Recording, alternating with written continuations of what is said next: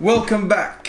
Nous sommes le lundi 1er juillet et aujourd'hui je vais vous expliquer ce qu'est un workout split et par la même occasion je vais vous montrer quel outil je vais utiliser cet été pour m'indiquer que je prends du muscle, pour m'indiquer que je suis sur la bonne voie vis-à-vis de mon objectif physique.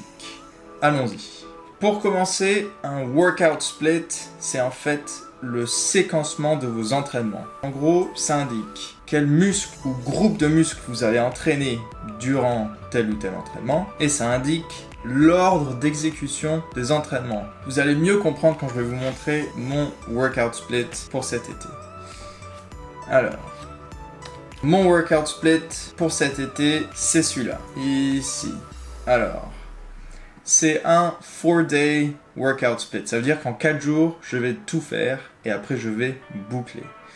Donc, un jour, je vais faire un push workout. Donc là, ça constitue tous les exercices où on va pousser. Donc là, je vais faire les pecs, les triceps et les épaules. Ensuite, le deuxième jour, c'est abdos cardio. Donc là, je vais faire des abdos et ensuite je vais courir. Je vais faire un peu de cardio. Le troisième jour, c'est un pull workout. Donc là, je vais faire tous les exercices qui consistent à tirer vers le haut, vers le bas, vers le milieu, tout ça là. Donc je vais faire le dos, les biceps et les avant-bras. Et ensuite, le quatrième jour, c'est le fameux leg day où je vais m'entraîner les jambes. Et ensuite, je boucle. Et en 4 jours, je fais tout. Et ensuite, alors, il est recommandé de se laisser au moins un jour de repos complet par semaine, les gars, où vous faites vraiment 0 exercice intense. Par contre, ce que vous pouvez faire, ça s'appelle le active recovery. Donc en fait, c'est genre, plus ou moins, faire du cardio super léger afin de faire circuler le sang dans votre corps pour apporter les nutriments à vos muscles, pour faire en sorte qu'ils récupèrent plus vite. Ça, vous pouvez faire. Et vous pouvez le faire tous les jours. Alors, des workout splits, il y en a vraiment beaucoup de tous les types. Le mien, c'est un 4-day split. Il y en a vraiment une quantité énorme. Quel est le meilleur? Je ne sais pas. En général, ça dépend de votre disponibilité, ce que vous aimez faire. Mais moi, celui-là, il me tente bien.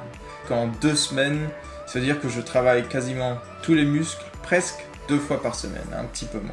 Alors là, avec cet entraînement, vous allez vous rendre compte que, par exemple, mes pecs, les triceps et les épaules que je vais travailler lors de mon push workout, ils auront au minimum 1, 2, 3 jours complets pour récupérer. Et c'est pareil pour tous les autres. Alors pour les jambes, là, je vais faire du cardio, je vais courir, ensuite j'aurai mon leg day, donc là, ici, il n'y a que 2 jours, mais bon, ça va. Alors normalement, la règle d'or, c'est qu'il faut laisser au minimum 48 heures de récupération entre ces entraînements. Mais vraiment, ça c'est le minimum. Et ça en faisant l'hypothèse que vous faites absolument tout correctement en dehors de la salle de muscu. C'est-à-dire que votre nutrition est correcte, que vous dormez assez, que vous êtes hydraté et tout ce qui va bien. Alors, définir un workout split, surtout au début quand vous démarrez le fitness, ça peut être très utile car sinon vous allez aller à la salle et vous allez vous retrouver là face à toutes ces machines de cardio, de musculation et vous allez être perdu, vous n'allez pas savoir quoi faire. Donc prédéfinir ces entraînements à l'avance, surtout quand on débute, ça peut être très utile. Je vous le conseille vraiment. Maintenant, je vais vous montrer plus en détail mon workout split, mais on ne va pas parler précisément des exercices, genre pourquoi je fais tel et tel exercice. Ça, on verra quand je serai en Bretagne dans maintenant 4 jours. Enfin, voilà mon workout split de manière un peu plus précise. On reconnaît le workout split, c'est-à-dire qu'ici, il y a le push workout, deuxième jour abdos cardio, troisième jour pull workout et quatrième jour leg day. Et là en fait, vous avez tous les exos que je vais faire pour mes entraînements cet été.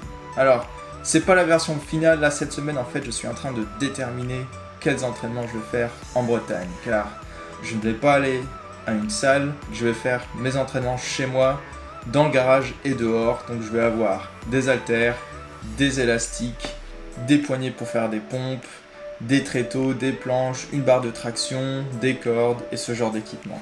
Donc là cette semaine je suis en train de définir un peu ce que je vais faire. Donc maintenant pour vous donner une idée des exercices, eh bien pour le push workout je vais faire je pense 6 exos pectoraux et ensuite 3 exos des épaules.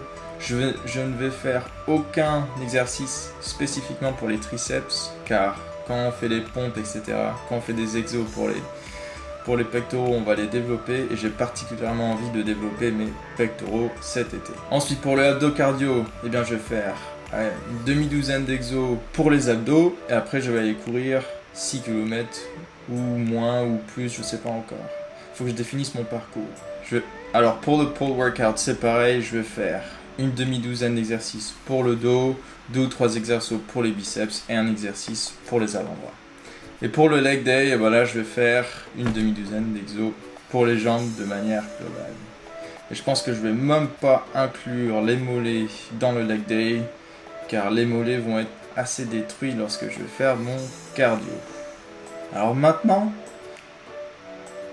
eh bien vous regardez l'outil que je vais utiliser, en gros, pour m'indiquer que je prends du muscle. Donc si vous voulez, là, eh bien, tous les exos sont décomposés en série et en plein de cases vides qui va correspondre aux reps. Donc tous les jours, eh bien, je vais noter le nombre de reps que je vais faire par série. Et au fur et à mesure des entraînements de cet été, eh bien en fait, mon nombre de répétitions par série devrait augmenter. Et le fait que mon nombre de répétitions augmente à travers les séries, ça m'indique que ma performance augmente. Et si ma performance augmente, ça veut dire que je prends du muscle.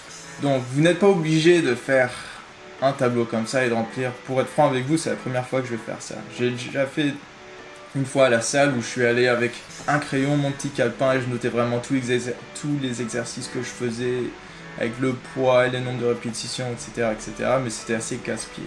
Mais là, j'avais vraiment envie de le faire et je trouvais que cet été, c'était la bonne occasion de le faire. Comme ça, je vous montre comment ça marche. Ensuite, ça me force, ça m'oblige à le faire correctement tout l'été. Et bien, c'est tout pour cette vidéo. Maintenant, vous savez ce qu'est un workout split et vous savez comment je vais savoir que je prends du muscle cet été. Maintenant que vous savez ce que c'est que la notion d'indicateur, et bien dans la prochaine vidéo, je vais vous montrer comment on ajuste sa nutrition et ses entraînements en fonction de ce que les indicateurs nous indiquent.